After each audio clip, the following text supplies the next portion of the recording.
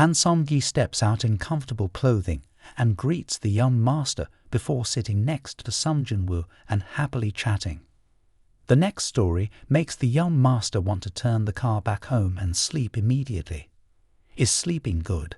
Can't sleep, too tired, ha. The young master sweats profusely as they progress to this point. He reminds Sung Jin Woo that Han Song-gi is still a minor. Sung Jin Woo looks at him ambiguously, and the young master hurriedly swallows back what he was going to say and drives on in silence. The world of the big brother is incomprehensible. Returning to dungeon level C, just one blow wiped out the monster's corpse once again, completely breaking the young master's understanding. For Sung Jin Woo, the monster of level C is now too low level, so he doesn't bother to move. The shadow soldiers directly clean up, leaving the young master stunned. Not only did they help him fight the monsters, but they also took away the young master's job, leaving him with nothing to do. He feels like his position has been taken away and a bit angry, which makes Sung Jin Woo chuckle. He orders the soldiers to leave some tasks for the young master. The young master cries tears of gratitude, receiving a piece of jewelry made of white gold dug up by the shadow soldiers from a cave in the Chomai area. Hunter James, an A-rank hunter, looks horrified at his teammates being defeated by this S-rank Superman-like figure. He felt strange from the beginning, not seeing any monster shadows in the cave. He never expected the final boss room to produce a monster like this, radiating a demonic power far beyond the dungeon level. How strong is this monster? The stranger turns slowly and advances towards James. He is terrified and screams continuously as he backs away. The SEA person patted James on the head and said, "Don't worry, they're just unconscious, not dead. I'm not a monster, I'm human. You attacked me first, so I fought back." But due to the language barrier, James still thought it was a threat before killing him. He was so scared that he covered his ears and trembled. The SEA person sighed and spoke in English. "I'm not a native, I'm a cork singer. I want to go home." They're looking for a barbecue place to celebrate, have a little wine. Although for Sung Jin Woo, wine is no different from water. The young master continued, "I plan to take the leadership certificate exam at the association, then negotiate with Dad." Sung Jin Woo took out the key to open the demon castle that he didn't dare to open before, tightly grasping it in his hand. We must face what we have to face. When the liquor has soaked in, the young master confessed to Sung Jin Woo that compared to his other siblings from a different mother, Sung Jin Woo is truly like his real brother. Not only did he save his life, but he also always helps him. Sung Jin Woo blinked and then smiled warmly. "If you consider me as your brother, then I will also consider you as my younger brother." His words moved the young master to tears. At this time, on TV, news about the incident was broadcasting, causing a stir in public opinion. Reporters flocked to Bako's construction union workplace. All high-level hunters died. Only low-level ones survived and returned. May I ask if this is true? There are rumors that someone helped the survivors in the cave. What do you think about this? In the face of relentless questions, Bako's chairman answered simply, "The incident has been investigated. The accident did happen, but no one helped at all." Sung Jin Woo knew that the person who helped was himself, but he didn't understand why the chairman hid it from him. After the interview, the chairman went back to his office to avoid the crowd of reporters. At this time, Mr. Min Byung-guk called with important news. A week ago, Japan secretly contacted the association. After investigating, he discovered a more serious problem than imagined. This made the chairman curious. What's the big deal, to the point that Japan has to contact the hunters of Kwok? The chairman, who usually didn't pay much attention, became tense. The terrorist incident on Jeju Island. He leaned closer to the phone, telling Min Byung-guk to explain. Min Byung-guk recounted 4 years ago. the S-rank gate on Jeju Island was attacked 3 times, but all failed. In the end, the government abandoned Jeju Island. 4 years later, they began to act again because they almost died there. The chairman was also a member of the punishment team back then, and that nightmare still haunted him. Min Byung-guk's words made the chairman stunned. The terrifying monsters are evolving, flying across the sea away from the island. Recently, winged ant corpses have been found on the nearby beach. The evolution of these creatures is truly terrifying. How terrible are S-rank monsters and horrifying caves. The 3-headed hellhound almost killed Sung Jin Woo, thanks to continuously leveling up by fighting monsters. Now that Sung Jin Woo is back, he opened the gate to the demon castle. The warm and cozy scene suddenly turned into hell on earth. Last time, he was only level 20 when he defeated the 3 hellhounds. Now his level has tripled, and he is very confident that this time will be much easier. He approached the large door that he dared not enter before, took the key to open the door, and a cold gust of air emerged. Inside was a narrow hallway with terrifying statues on both sides. At this moment, the mission window appeared: collect the souls of monsters, capture 10,000 chickens to complete the mission. Upon completion, receive corresponding rewards. Sung Jin Woo was excited not only about increasing his attributes, but also about the weapons worth over 100 billion. But he also knew that the bigger the reward, the more dangerous the mission. The stranger the reward, the harder the mission. It's strange that there were no monsters in the corridor. When he opened the door, he was stunned to find that it was a cave-like structure. The entire city of S had turned into a cave, and suddenly sea monsters appeared. The system announced their appearance. Low-level monsters received 1 soul for each kill. Sung Jin Woo, fearing his sister's worry, lied about going on a 1-week vacation. Looking at the situation, 1 week may not be enough. He dropped his backpack and disappeared on the spot, then appeared in front of the group of monsters, wielding his short sword. They hadn't even had time to scream before they died under Sung Jin Woo's sword. The system announced the defeat of the low-level monsters, receiving triple experience, triple monster souls, and even the experience needed to level up was displayed. Now it's a race against time. At a Korean restaurant, the young master sat solemnly with his father, the chairman of the Eugene Construction Association. The young master handed over the newly obtained hunter leadership certificate and proposed to take over the leadership position of the union. The reason was that handing it over to an outsider was too risky. But the chairman interrupted, saying that before agreeing, he needed to introduce someone. At that moment, an uncle with a normal face walked in, who was one of the survivors of the Backhoe Construction Union's Red Gate incident. The young master was very confused after seeing a witness whom the media had been searching for intensively, suddenly appearing here. The chairman asked Gong Jung-yi to recount the incident. At that time, Gong Jung-yi recounted their adventurous story. The person rumored to help in the media was a high school girl hunter. Upon hearing the name Sung Jin Woo, the young master was stunned. He never expected that Sung would be the central figure in this major event, and the female high school student hunter, she must be Han Sung-gi, which wasn't surprising given their sudden familiarity during their previous encounter. The young master didn't need to hear the rest. He already understood Sung Jin Woo's true strength. The issue now was Sung's secret, which was no longer a secret. This would surely affect the negotiations.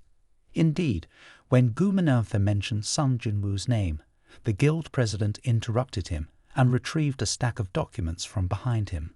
He stated that to establish a guild, they needed capable hunters, and the rumors about the person who assisted during the Red Gate incident could be advantageous.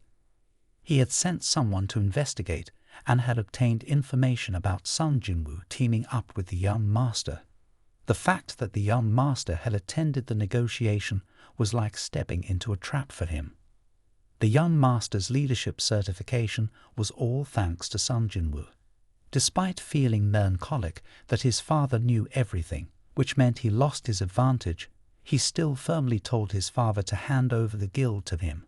To his surprise, his father agreed.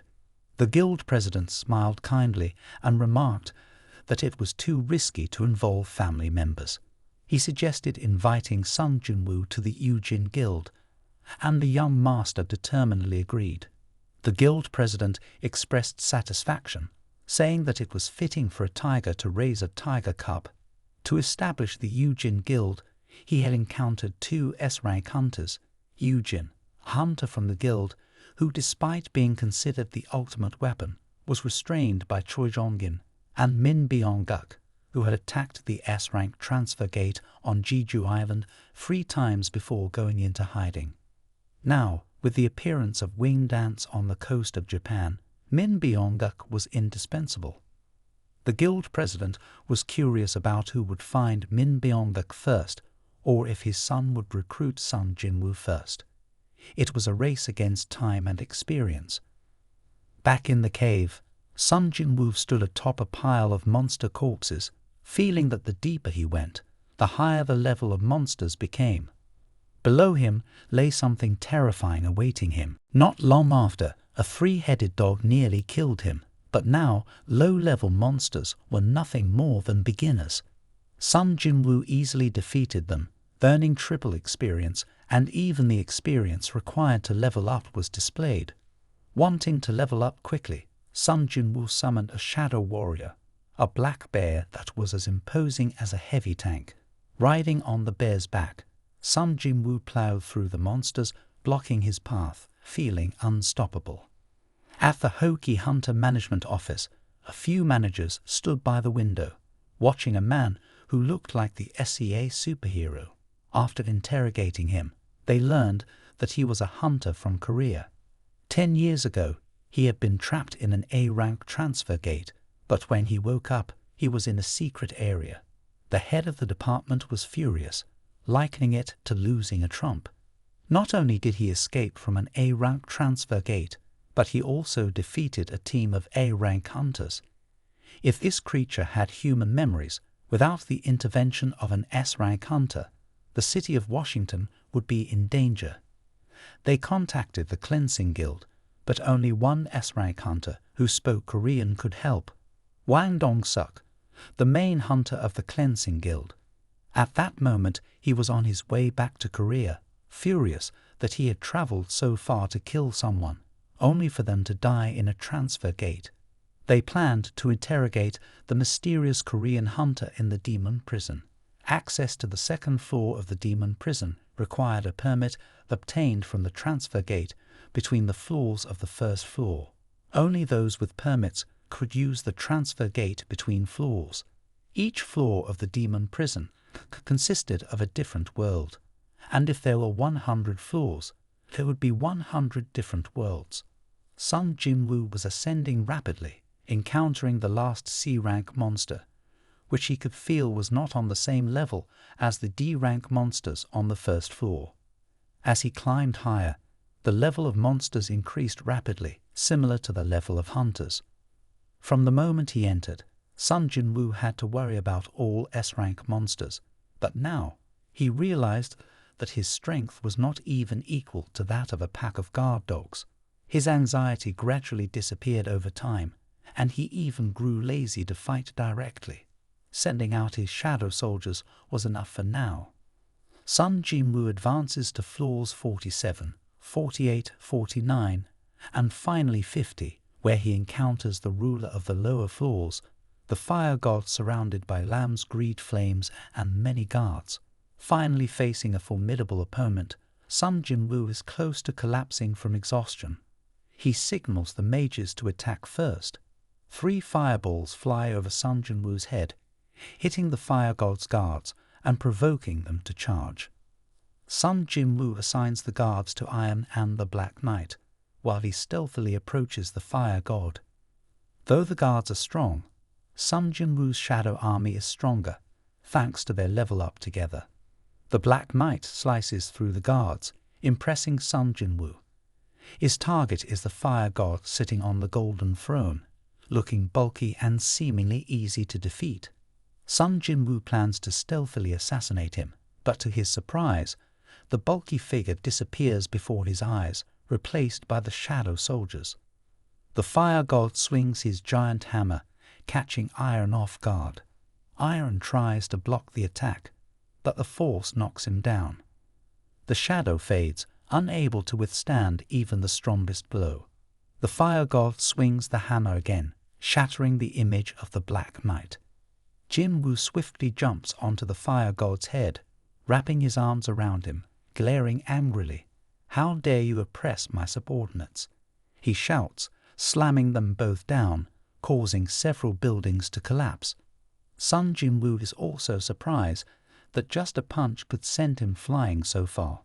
Perhaps distributing points into strength was the right choice, but even that punch didn't inflict serious damage on the fire god, who now seems even angrier.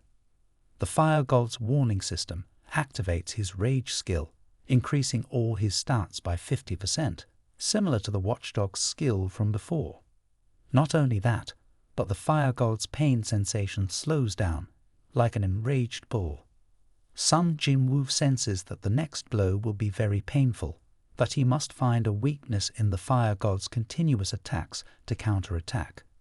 When the fire god raises his hammer again, Sung Jin Woo throws his shield and jumps towards the boss. But unexpectedly, the fire god stops his attack, anticipating Sung Jin Woo's move, and swings his hammer again. Sung Jin Woo panics, realizing that the mid-air position is the worst for defense. This blow cannot be blocked. He can only dodge it. He suddenly thinks he can use the hand control skill. Although he can't stop the fire god's movement, he can use the force to push himself away. Just as the hammer is about to hit him, he channels all his magic into his short sword, narrowly avoiding the blow. If he had taken that hit head-on, not even Iron could have withstood it. Sung Jin Woo didn't expect this opponent to be so difficult to deal with. Not only is his speed fast, but his strength is also superior. He must find a way to control him. He sees a building swaying in the distance and quickly devises a plan. He runs ahead of the fire god, who madly chases after him. Sung Jin Woo jubilantly calls out, "Come here quickly." The two chase each other to the distant building. Sung Jin Woo activates his speed boost skill and climbs up the building. The fire god feels uneasy, but it's too late. Sung Jin Woo stands on the high floor just as the fire god is about to slam into the building. He jumps down, summoning his short sword in front. The fire god's eyes widen in surprise as Sung Jin Woo lands a diagonal strike across his shoulder. Black blood sprays from the wound, and the fire god's office manager and B-rank hunter, Park Hee-jin, are searching for Sung Jin Woo in the apartment complex. But even the neighbors haven't seen him for a while. Park Hee-jin contacts Han Sun-bi and learns that Sung Jin Woo went on a week-long trip with his friends. The office manager finds it strange that there's no travel record or transactions on his card. Moreover, according to the association's tracking device, Sung Jin Woo's last appearance was in the city center. Park Hee-jin's expression changes, suspecting a kidnapping. The office manager jokes about needing a special task force to abduct Sung Jin Woo, composed of high-ranking hunters from China. Fortunately, he witnessed Sung Jin Woo's true strength firsthand. However, Park Hee-jin is still curious about where Sung Jin Woo went and how he disappeared right before their eyes. This is a place where only awakened players can reach, the Dungeon of the Stone Kingdom. Sung Jin Woo is fighting monsters and leveling up here. The demons are a foot taller, the Dao is a yard longer, facing the fire god, who is superior in speed and strength. Sung Jin Woo is at a disadvantage, but he manages to kill this divine-level boss. From the support, 4 sparkling pieces of equipment fall, fragments of the world tree, high-grade magical item crafting materials. It sounds very advanced, but Sung Jin Woo doesn't know what to use it for, so he temporarily stores it. Compared to equipment items, this seems more useful. He also finds a demon emperor's earring, along with other demon-themed equipment, which will have a set effect when combined. Could this be the Hothan Sao set? Sung Jin Woo eagerly put on the Hothan Sao set, along with the Tham Lam seed item that doubled his magic damage. Unfortunately, Sung Jin Woo wasn't a magic character, so the seed wasn't as useful as it could have been. Nevertheless, a thunderous noise echoed across the ground as many heads of the fire god's guards suddenly fell. Iris and Iron had successfully decapitated all the guards, collecting the heads to present to their lord. Sung Jin Woo felt both moved and helpless. He knew that Iris' actions would encourage Iron to do the same. Indeed, the giant immediately began dragging the bodies of the guards past Sung Jin Woo, causing him to be astonished. The giant had clearly killed them, but was now looting their heads. Sung Jin Woo suddenly thought, if Iron borrowed his shield to withstand the fire god's attacks, it wasn't like borrowing magic. He called the mages who were flattering him, and Iron handed the Tham Lam seed to them, instructing them to aim the seed towards the building. Far from the mages, Sung Jin Woo made a hand gesture. A fireball slowly formed and quickly expanded into a giant fireball, destroying the entire building. It far exceeded Sung Jin Woo's expectations. This was the double destruction power of magic. It was terrifying, yet there was no blood inside the building. At the headquarters of the Hunters Association, Wang Dongseok was summoned immediately upon returning to the country. At the interrogation, a man appeared at the A-rank gate of the teleporter, smirking at him. He suggested cooperation, stating that Wang Dongseok could either be a human or a monster, depending on his response. Despite Wang Dongseok's threats, the man remained calm. Wang Dongseok bombarded him with questions like a criminal, asking about his death in the dungeon and how he survived for 10 years. The man replied briefly, denying the possibility of resurrection.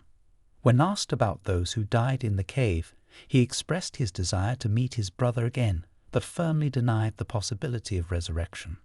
Turning the tables, he questioned Wang Dongseok about his knowledge of the teleporter and monsters. Wang Dongseok's confusion amused him. He stated that the teleporter and monsters were just the beginning of a looming disaster caused by an awakened force. Though he returned to prevent the catastrophe, he couldn't disclose its nature. Wang Dongseok laughed at the idea of a great disaster, suggesting that it would be better to face it collectively rather than individually. The man, however, considered the number too small compared to the impending threat, dismissing the disorganized crowd as mere prey for exploitation. His words stunned Wang Dongseok, realizing the man's immense power. Despite his anger, Wang Dongseok continued, presenting Sung Gil-han's file.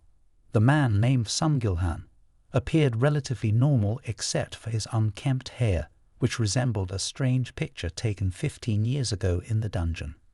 He hadn't aged, prompting Wang Dongseok to question how he maintained his hunting career and financial status. Sung Gil-han remained composed, stating that he returned from a foreign country to look after his son, who had apparently died. When Sung Gil-han mentioned his children's names, Sung Jin and Sung Jin Woo, Wang Dongseok burst into laughter.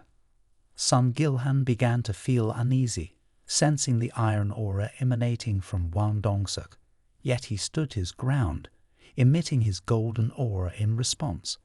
Wang Dongseok pressed a red button on the table, alerting the deputy director that the man was about to attack, urging him to flee. Then he turned to Sung Gil-han, cruelly revealing that his son was dead. Hearing this news, Sung Gil-han was shocked, and Wang Dongseok smirked evilly, saying he could deliver the news directly to his son in heaven. Meanwhile, in the dungeon, Sung Jin Woo reached level 75, where the resurrected rested. The ruler of this floor was the Grey High Priest, and skeletal undead monsters rushed towards Sung Jin Woo under his command. Following the High Priest's orders, Sung Jin Woo summoned Iron and the Black Knight and ordered them to clear the way. Following his command, The Black Knight unleashed a whirlwind, while Iron charged ahead with his shield. The shadow soldiers rushed forward, followed by another wave of undead warriors. A fierce battle erupted, with flames and lightning flashing. Iron swung his giant axe, and the Black Knight wielded his longsword, leaving the high priest dumbfounded as his undead army was swept away. What was even more terrifying was the shadow standing beneath the moonlight, the master of the shadow soldiers staring straight at him. The battle ended before it even began. Sung Jin Woo teleported and swiftly decapitated a high priest. After the high priest's death, the undead fell like marionettes with cut strings. Sung Jin Woo wanted to extract the shadow of the high priest, but his magic system had been contaminated and couldn't extract it. He picked up the items dropped, a Grade S Demon King's necklace, and wore it, activating the set effect, increasing all stats by 5 points. It was fantastic, equivalent to leveling up 5 times. He wondered what effect he would receive if he obtained the final item of the Demon King's set. Despite his eagerness to retrieve it immediately, the task of collecting the souls of the monsters was complete, and his energy was depleted. He had to stop for now. Sung Jin Woo eagerly anticipates his mission rewards. The reward is a shopping voucher for the equipment store, where he can choose one of the following items, including some worth over 100 billion. Initially, Sung Jin Woo plans to choose the most expensive weapon, but he reconsiders. Each time he attacks a dungeon, he receives equipment, and the higher the level, the better the equipment. He carefully weighs his options and decides to randomly select the cursed oyster shell instead. This choice allows him to access the demon section, not only rapidly increasing his level, but also obtaining valuable items. Sung Jin Woo is excited about what he might receive this time, expecting something even more surprising. When he opens it, he is stunned to find a shiny black key with all its attributes marked as question marks. It's the first time he's encountered this situation, with no information at all.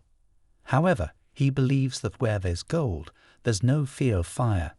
Sung Jin Woo puts the key in his pocket to receive his reward. Next, after becoming the Dark Emperor, Sung Jin Woo's mana consumption is very fast. This time, he allocates all his points into intelligence for the secret reward, which hasn't been announced and has been chosen twice before. Sung Jin Woo isn't expecting much this time, but he receives a scroll with the formula for the elixir of life. At this moment, in Washington, D.C., the entire city is in ruins, with firefighters trying to extinguish fires and the whole city paralyzed. This is the aftermath of the battle between two S-rank hunters. Everything around has been turned into rubble, even though it was predicted beforehand. The reality is even worse than imagined. What surprises the bureau chief is that the S-rank hunter Wang Dong-suk has been defeated. Sung Jin Woo emerges from the demon dungeon and goes to the hospital to visit his mother, who is in a coma. He retrieves the secret reward, the scroll with the formula for the elixir of life, which can cure any illness. With it, his mother might wake up. To manufacture it, he needs 3 things. A fragment of the world tree, obtained after defeating the fire god on floor 50, the fountain of life, obtained after defeating the Grey Sovereign on floor 75, and the blood of the demon lord's intuition, the last one found in the hands of the final boss on the highest floor of the demon dungeon. That means once he surpasses the demon dungeon, he'll have all the ingredients to manufacture the elixir of life and wake his mother. This is the consequence of the battle between the high-ranking hunters and the divine beings clashing, burdening the people with heavy consequences everywhere. The bustling city turns into ruins in a moment of time. The bureau chief decides to change the classification to a terrorist attack to avoid major repercussions. But any hunter knows that only battles between high-ranking hunters can cause such devastating destruction. At this moment, there's a knock on the door. The office manager sees an unfamiliar hunter standing there. He whispers to his assistant that sometimes, Hunters who are dissatisfied with their current situation and have delusions of rising up shouldn't be argued with for too long by their superiors. It's best to let them figure it out on their own. However, when he sees the stunned expression, he quickly calls the association president Baek Ho, who he previously asked to monitor Sung Jin Woo. Baek Ho stops his work, shocked, and asks if that person is at the clinic. Hearing that Sung Jin Woo is waiting outside, he feels confused.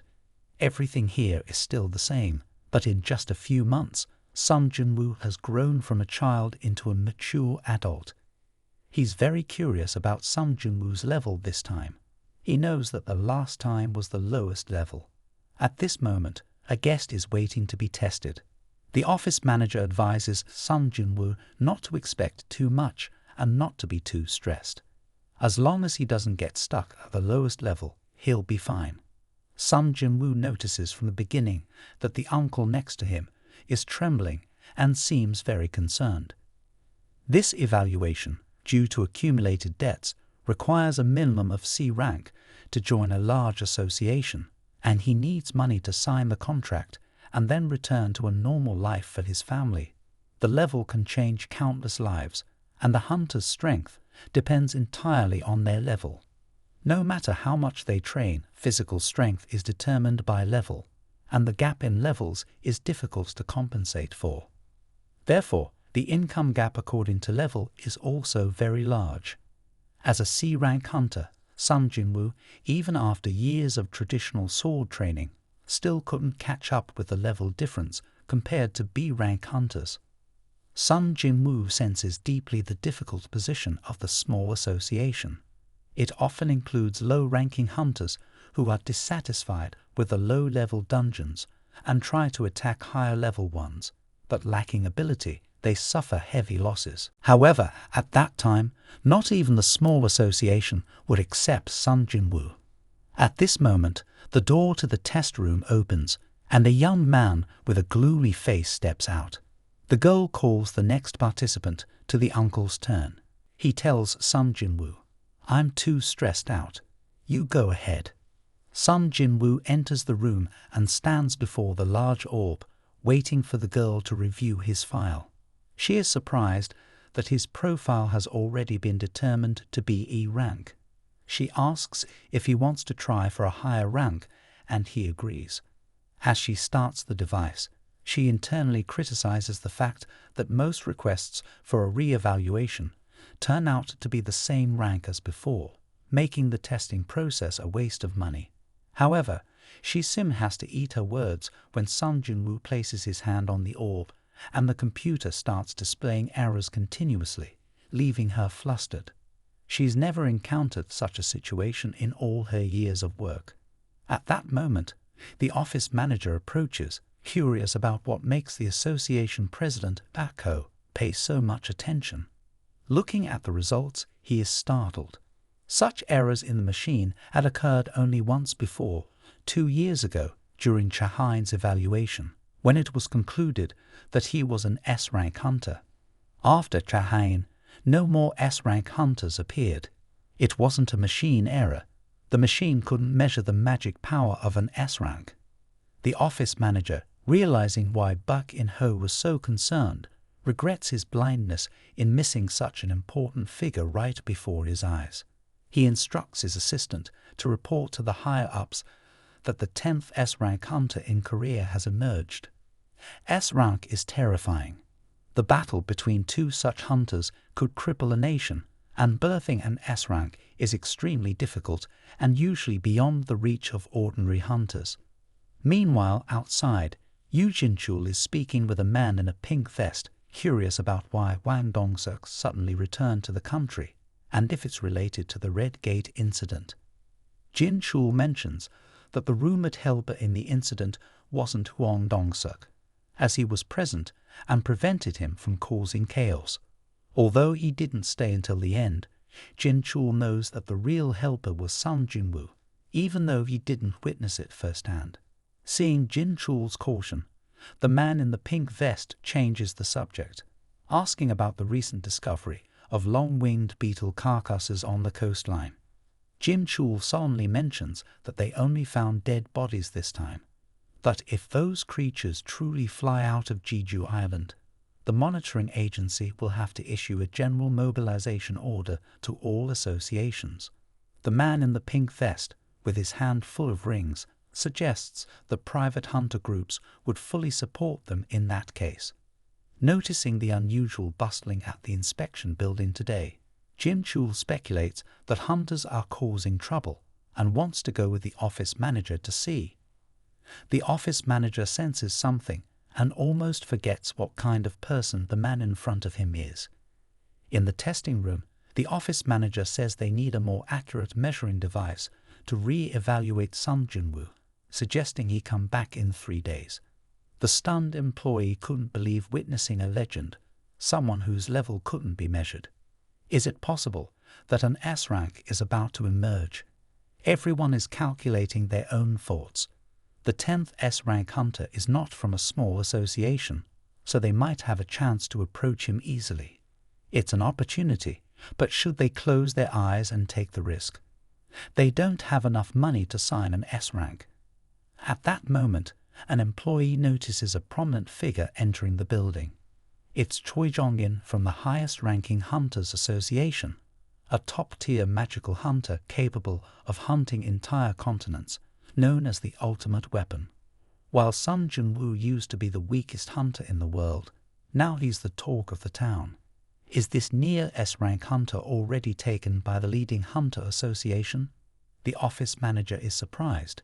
He didn't expect Sung Jin Woo, who was measured as E rank just a few months ago, to now be S rank.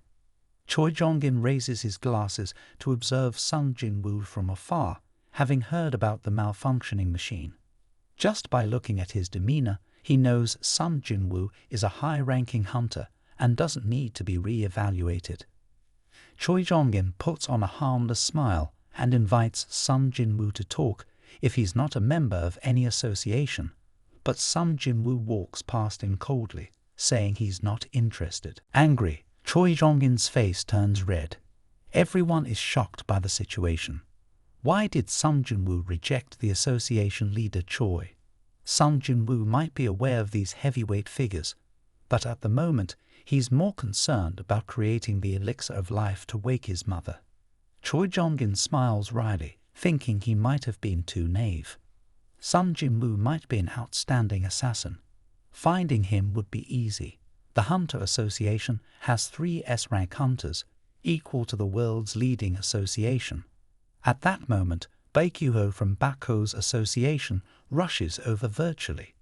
Choi Jong-in starts feeling uneasy. Could this two-faced man also be paying attention to Sung Jin Woo? Choi Jong-in observes Baekhyuho, who had to run a long way from the Bakko building and is still catching his breath. It's true. Baekhyuho knows exactly what's going on here. The 2 mysterious helpers in the accident, the practical training instructor of Bakko, that's him. Baekhyuho isn't indifferent, he just can't stop it.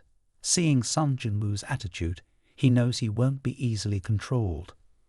Baekhyuho sighed, realizing he had arrived late, and it was worse that the cunning old man had detected him. Now things were complicated. S-rank hunters were highly sought after, leading the guild master, Choi Jong-in, to extend a formal invitation. This prompted Bakko's top guild master, Baekhyuho, to mobilize all his resources and rush to intercept Sung Jin Woo. Because just by successfully recruiting 1 S-rank hunter into the guild, the reputation and strength of the guild would skyrocket, possibly even becoming the top guild in the world. But they didn't anticipate that Sung Jin Woo was a difficult beast to tame, and getting him to join wasn't simple at all. Compared to fame and fortune, he cared more about his mother's illness. His mother suffered from a debilitating condition, unable to wake from her deep sleep, a sickness that emerged after the gates opened. Sung Jin Woo told his mother that he would soon save her, urging himself to become stronger. If the mid-tier boss was at this level, with his current strength, he still couldn't defeat the final boss. As he stepped out of the hospital, he saw the department head waiting at the door.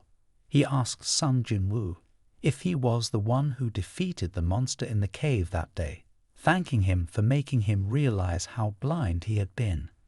Jin Woo didn't answer the question, but just smiled. It had been a while since he last saw the department head, Yoo Jin-chul, and then he walked straight past him. Yoo Jin-chul called him back, saying someone wanted to meet him. It was the president of the Hunters Association, Go Jun-hee.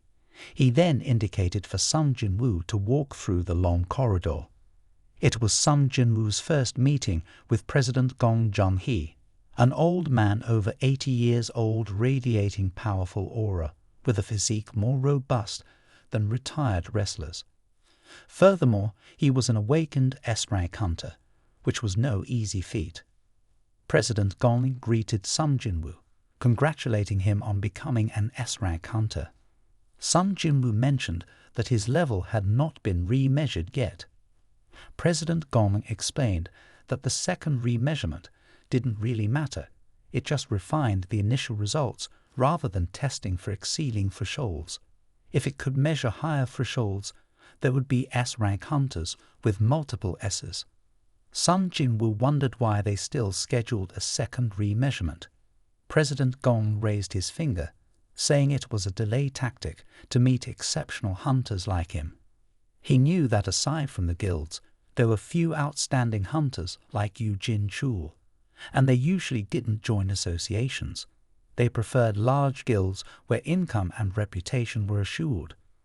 President Gong reminded Sung Jin Woo of the names of the members of the attack team of the large guilds. Few knew their leader, Yoo Jin-chul, in terms of age. Among them, there were also outstanding individuals. Therefore, to attract exceptional hunters to the association, they tactfully arranged a second remeasurement to buy time. They couldn't promise high rewards like businesses, but could help in other aspects. Currently, it wasn't the government, but the hunters who supported the nation's development by protecting people from monsters and managing them. That was the role of the Hunters Association. Sung Jin Woo was touched by the mention of power.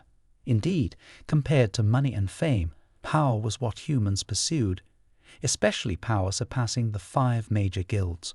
However, he was curious why President Gong wanted to bestow that power upon him. President Gong replied that Sung Jin Woo knew the 5 major guilds, and currently their balance was fragile. Regardless of which guild Sung Jin Woo joined, the balance would be disrupted, causing turmoil. Laws and guild rights couldn't restrain hunters. That's why the Hunters Association was necessary. The scariest thing in this world was monsters, and it was even scarier if the monsters were high-level hunters. Sung Jin Woo hesitated. This was indeed a very tempting condition. With President Gong's support, even ordinary people could gain influence, as the government, association, and even the media were influenced by President Gong. He was the ultimate power, yet still very strong. Sung Jin Woo had to strive to reach a level equivalent of his. The Hunters Association was the 6th power distinct from the 5 major guilds. Every country needed a Hunters Association, and this old man seemed to be running out of time, making it a rare opportunity for a successor. Sung Jin Woo contemplated carefully and made his decision. Sincerely apologizing, he declined.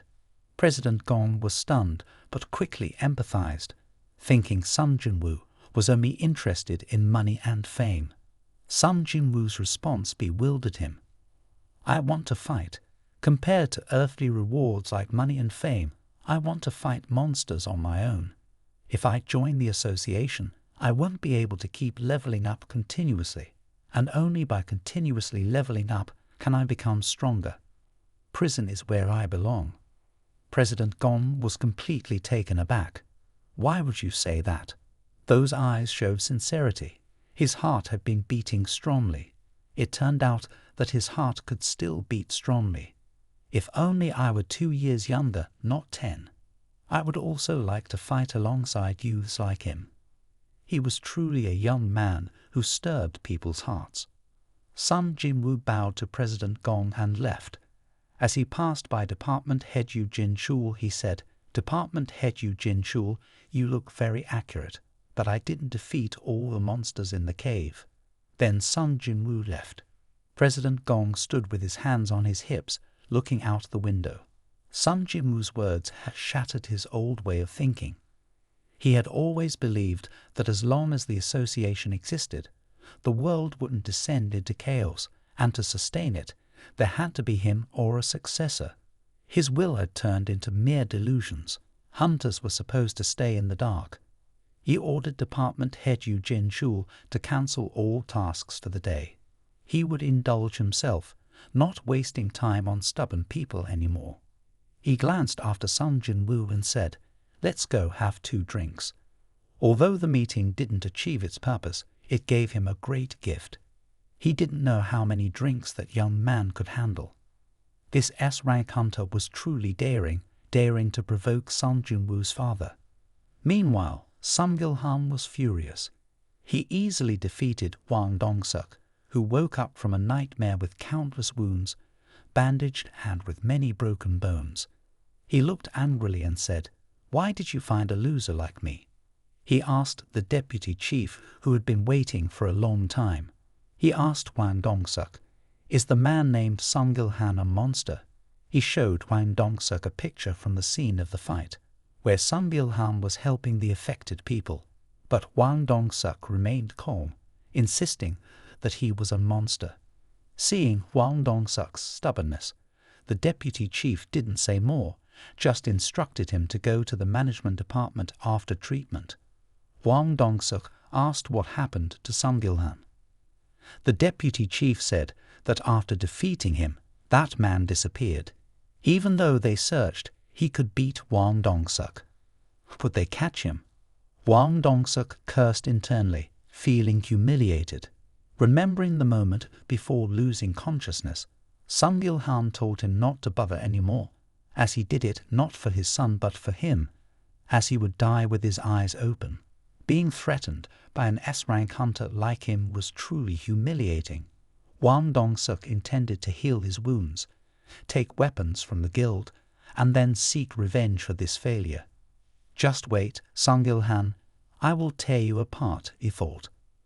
The hunter trading floor was where hunters sold and auctioned off items and equipment obtained after exploring caves.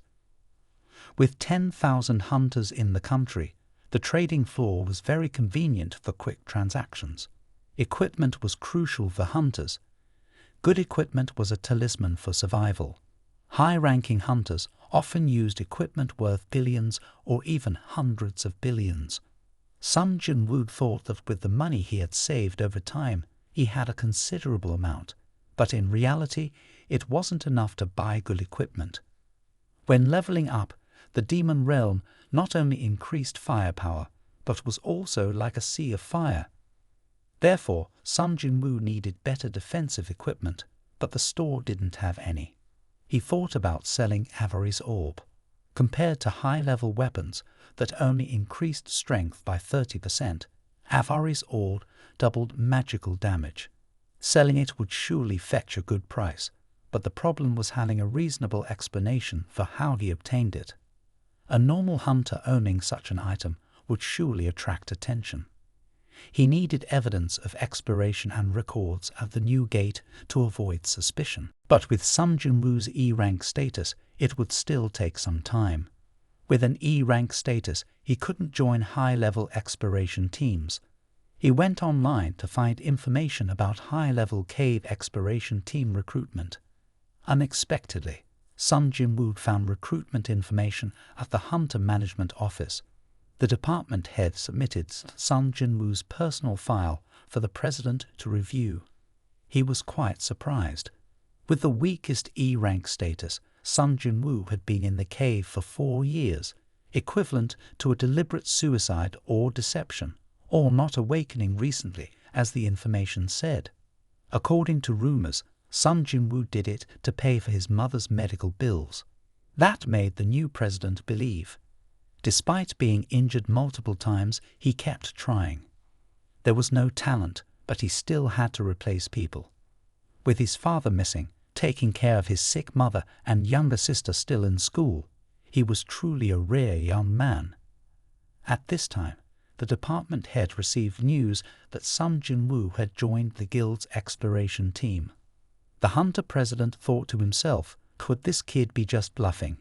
In fact, he looked at the exorbitant amount of money signed by the hunters as their signature, which shocked him heavily.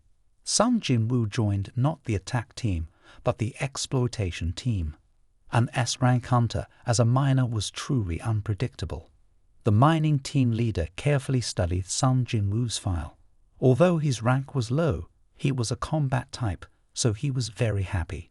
The exploitation team only needed support, not combat, but having a hunter like him nearby made him feel more secure. The reason Sung Jin Woo joined the exploration team was to observe the high-level cave exploration process discreetly. High-level caves are vast, requiring specialized teams for different tasks. The combat team clears the way, the mining team extracts ores, and the retrieval team collects monster remains. These teams need a lot of manpower because modern machinery doesn't work in caves, so they rely on ancient methods like using pickaxes. This was Sung Jin Woo's first time witnessing such operations. Sung Jin Woo witnessed the A-level transfer gate with his own eyes. It was massive. He had always wanted to see high-level caves, and now he seemed to be in the right place. This was how top exploration teams tackled high-level caves, organized and efficient, unlike smaller teams exploring lower-level caves. The combat team first cleared out small monsters, allowing the logistics team to enter. Choi Jong-in, the hunting team's leader, commanded the operation on site with a serious expression. The cave was larger than expected, exceeding the planned time, and there was another journey ahead. Looking at the towering stone wall in front of him, Choi Jong-in decided to use aggressive tactics. He threw out his cigarette, creating a vortex of smoke. Then a burst of light followed. Choi Jong-in raised his hand, unleashing a massive stream of fire that startled the monsters, pierced them, and sent them fleeing throughout the cave, burning everything in their path. He then ordered the shield soldiers to prepare for an impending storm, forming a barrier with 5 shields. Despite not knowing the cave's size, this method could immediately incinerate nearby monsters. Witnessing Choi Jong-in's terrifying power, his subordinates were in awe. The mining team leader, impatiently waiting, knew this exploration was exceeding the planned time by a significant margin, unsure how much longer they'd be there. Suddenly, a loud call signaled the combat team to move out, gearing up for action. Sung Jin Woo observed attentively the nation's top combat team of hunters. This time, not only Choi Jong-in, but also Astra Hain, the deputy hunting team leader, radiated immense power, rivaling even Guguni, the guild master. Suddenly, Cha Hain felt someone staring at her intensely, though she found nothing unusual when she looked around. However, she sensed a strong aura moments ago. Sung Jin Woo sighed in relief, fortunate to conceal his own aura. Cha Hain's perception was sharp. The mining team leader gestured. It was time for them to work. Sung Jin Woo observed closely. Indeed, the A-level cave was vast. Even the air seemed to hold a sense of dread. The retrieval team had already begun their work with fervor, eliminating all nearby monsters except for the final boss. Then the retrieval team dragged out the monster remains, allowing the mining team to enter the gemstone mine. Sung Jin Woo understood the importance of maximizing profits from every step of the process, from gemstones to high-level monster materials. After completing their tasks, the combat team returned to eliminate the final boss and close the transfer gate, the entire process of exploring a high-level cave. Sung Jin Woo asked the team leader if they weren't afraid of the final boss escaping. The leader explained that it was unlikely, having worked in the Hunters Association for 3 years without encountering such a situation. Sung Jin Woo thought sometimes ignorance of magic was a good thing. Even without doing anything, the supernatural aura could unsettle hunters. He began working with his pickaxe, surprising the team leader with his expertise surpassing even seasoned miners, the true mining prodigy. Sung Jin Woo mentioned he had already eaten lunch, waiting for everyone to leave before digging in, even enjoying the freedom of action. Such a golden opportunity couldn't be missed. He dashed straight into the room of the final boss, a giant monster, easily discernible as stronger than the two demon lords in the demon dungeon. Though tempted to test his strength, he restrained himself, knowing killing it would close the transfer gate, causing heavy losses to the private hunters. As a voice behind him questioned his actions, Sung Jin Woo, startled, pretended to be lost. Kahain became suspicious when she saw him carrying a weapon, but now he had disappeared without any evidence. All she could do was instruct Sung Jin Woo to leave, as waking up the final boss would pose a danger, leading to everyone's demise in the cave. As she passed by, Kahain suddenly stopped, calling Sung Jin Woo back to sniff around him. Her sense of smell was sensitive, but she detected nothing. Holding Sung Jin Woo's worker ID card, she asked, "Are you really a hunter?" Sung Jin Woo, not understanding, awkwardly replied, "Yes, is there a problem?" Seeing the worker ID card clearly marked as Grade E, Sung Jin Woo felt embarrassed. Kahain advised Sung Jin Woo not to wander around as the cave was very dangerous. As she watched him walk away, she couldn't stop thinking. Why couldn't she smell anything on him? Was it because of his low rank? But on the contrary, there was even a pleasant scent. Sung Jin Woo returned to the mining team, where the captain greatly admired him. Everyone found it hard to encounter Kahain, yet he had been working there for 3 years and hadn't said a word. Mentioning Kahain, the captain felt a strong sense of respect. He had never seen anyone work as diligently as her, always checking for the sudden appearance of the final boss when the support team was collecting resources. In the eyes of Captain Kahain, Sung Jin Woo was a dedicated hunter. This was because the mining team had never sensed the final boss, unlike the attack team. They couldn't feel the magical power as intensely as the attack team did. Knowing how terrifying the final boss could be, even a minor accident would have dire consequences. Another miner told Sung Jin Woo that Kahain might have a special ability with a super-sensitive sense of smell. She could smell the distinct scent of hunters, but probably found it uncomfortable, so she often covered her nose. Sung Jin Woo suddenly realized why she had asked him if he was a hunter. He remembered the red demon in the transfer gate. Kahain's situation was similar. The red demon could always hear the sound of killing, but no longer did so when standing near Sung Jin Woo. And the reason Kahain couldn't smell him was because he was the only one the system cared about, having completed his task.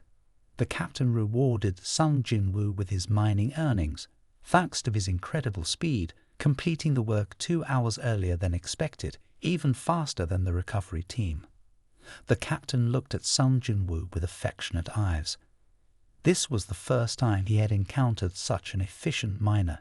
He invited Sung Jin Woo to join his mining team, but Sung Jin Woo declined with a smile.